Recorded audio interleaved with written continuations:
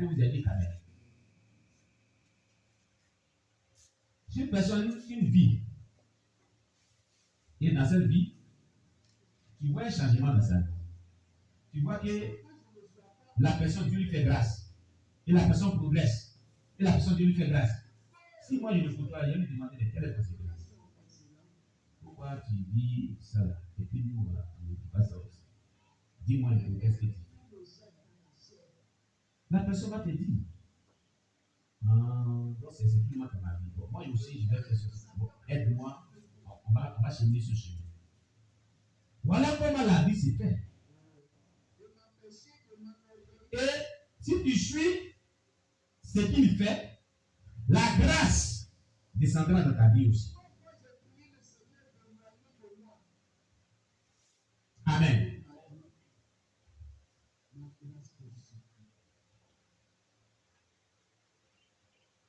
Les actes composent, on dit les mêmes choses produisent les mêmes effets. Les mêmes causes produisent les mêmes. C'est ce qu'il avait dit, c'est qu'un homme sème, il moissonne. C'est ça, hein? C'est ça. Amen.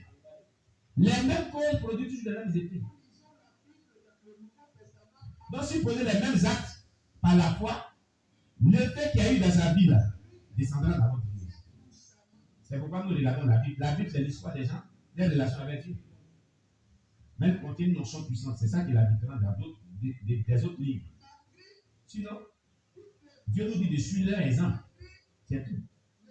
C'est leur modèle qu'on suit. C'est ce qu'on appelle la parole de Dieu. C'est qu'ils ont vécu. Les mêmes causes produisent les mêmes effets. C'est pour que les mêmes effets qui ont eu lieu dans leur vie là soient dans nos vies. C'est ça. La relation qu'ils ont développée avec Dieu là, et puis Dieu les a bénis là. Dieu veut qu'on développe cette relation pour que Dieu nous bénisse. La relation qu'ils ont développée avec Dieu pour avoir le salut de leur âme là. Dieu veut qu'on développe cette relation pour qu'on ait le salut. C'est pour ça que Dieu nous donne la parole de Dieu. Tu comprends? Mais elle est différente des autres Bibles parce qu'elle contient une notion puissante. Elle est vivante, elle est vivifiante. Elle a un aspect sur terre terrible. Plein d'onction. Amen. Dans le verset 20, il est dit, mais les méchants périssent et les ennemis de l'Éternel comme les plus beaux pâturages. Ils s'évanouissent en fumée. Les méchants périssent et les ennemis de l'Éternel, comme les plus beaux pâturages, ils s'évanouissent en fumée. Méchant. Tu es ennemi de l'Éternel. Tu es ennemi des enfants de Dieu. Tu es ennemi du peuple de Dieu. Tu es ennemi de l'œuvre de Dieu. Tu vas périr. Tu vas t'évanouir. Tu vas périr. Change de vie. Il n'est pas encore trop tard. Répands-toi. Méchante personne, répands-toi. Reviens vers Dieu. Alléluia. D'un cœur repentant. Arrête le mal que tu fais à ton prochain. Arrête la méchanceté que tu fais à ton prochain. Arrête tout ce qui est mauvais que tu fais. Répands-toi.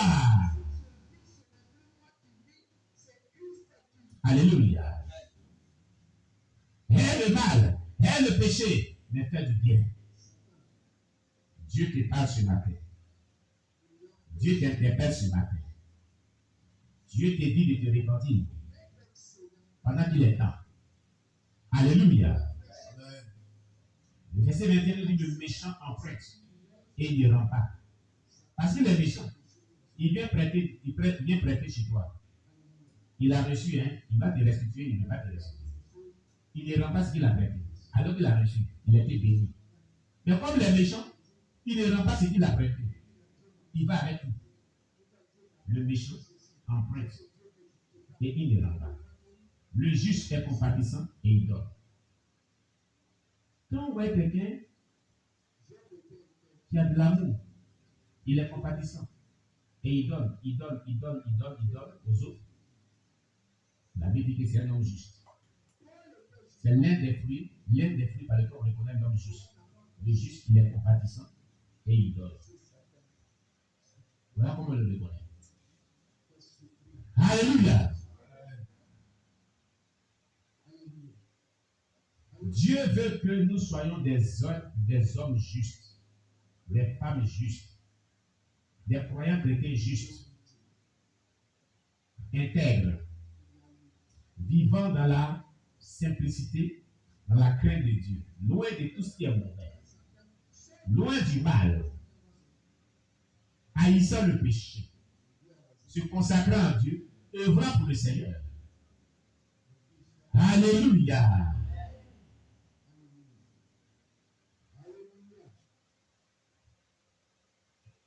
Dans le verset 22, il est dit, car ceux que bénit l'Éternel possèdent le pays. Ceux que Dieu bénisse là, ils possèdent le pays. Tu comprends? Mais ceux que Dieu ne bénit pas là, ils ne vont pas posséder le pays. Posséder le pays veut dire que Dieu t'a élevé. Et il est temps ta bénédiction un peu partout. Il devient une personne influente, une personne qui a de l'impact, une personne qui fait l'œuvre de Dieu, une personne vraiment qui est écoutée, parce que tu donnes des sages conseils, parce que ce qui sort de ta bouche vraiment transforme la vie des gens, parce que ce qui sort de ta bouche fait du bien aux gens. Tu rentres en possession du pays. Les bénédictions du pays viennent dans ta vie à cause de la vie que tu mènes. L'année passée, déjà, bon, voilà.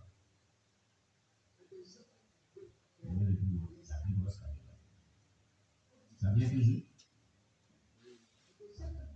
Ça tourne toujours dessus.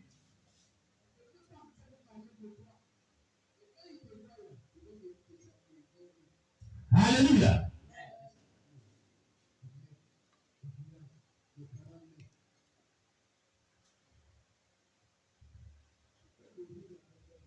Et ceux qui maudits sont retranchés.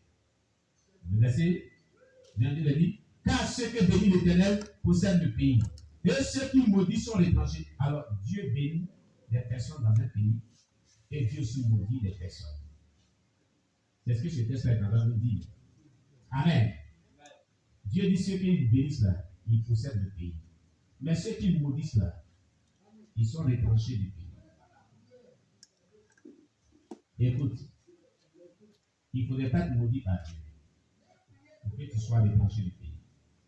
Mais il faut être béni par Dieu afin que tu puisses posséder le pays où tu vis. Amen.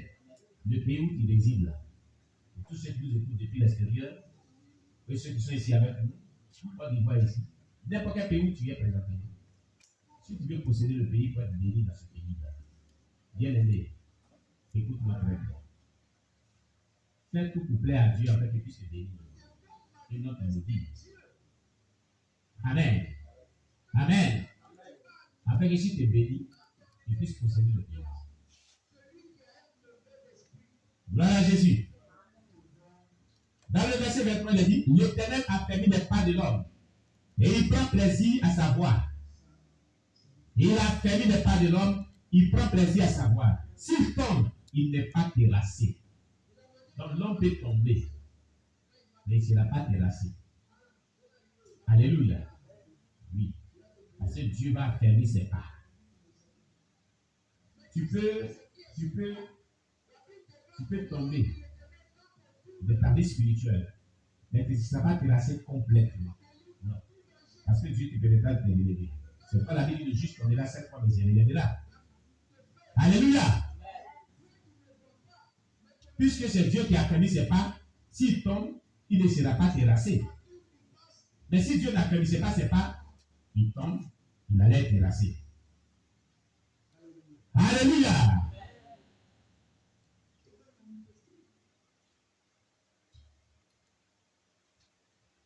Si tombe, il n'est pas terrassé, car l'Éternel lui prend la main.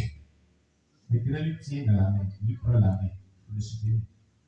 Donc il ne permet pas qu'il soit terrassé. Alléluia. Dans le verset il est dit, j'ai été jeune, j'ai vieilli, et je n'ai point vu le juste abandonné. Ah, Le juste n'est jamais abandonné par Dieu. Ça veut dire quoi? S'il est éprouvé, s'il vit une situation, Dieu ne l'abandonne jamais. Dieu ne t'abandonnera pas dans n'importe quelle situation dans laquelle tu te trouveras. Si jamais tu vis une vie de justice, Dieu ne t'abandonnera pas. Il te soutiendra, il sera toujours avec toi. Il te relèvera, il te fera sortir victorieux de l'épreuve dans laquelle tu te trouves. Parce que Dieu n'abandonne jamais le juste. Alléluia. Ce qui veut dire que c'est là parce qu'il est juste que les choses ne vont pas arriver dans sa vie. C'est ce que ça veut dire. Ça veut dire qu'étant juste là, il y aura des épreuves. Étant juste là, il y aura des attaques. Étant juste là, il y aura des situations qu'il va vivre. Mais les situations vont venir, Dieu ne va pas l'abandonner. Il aura le soutien de Dieu. Dieu le soutiendra. C'est ce que ça veut dire. Alléluia. Les gens pensent que quand quelqu'un est juste, il n'est pas éprouvé, il n'est pas attaqué. Non, non, non. S'il est dit Dieu ne l'abandonnera pas, le juste, c'est que les attaques viendront, c'est que les épreuves viendront, les situations viendront aussi dans sa vie. Mais il ne sera pas abandonné par Dieu. Il sera donc soutenu par Dieu. Amen. Alléluia. Gloire à Jésus.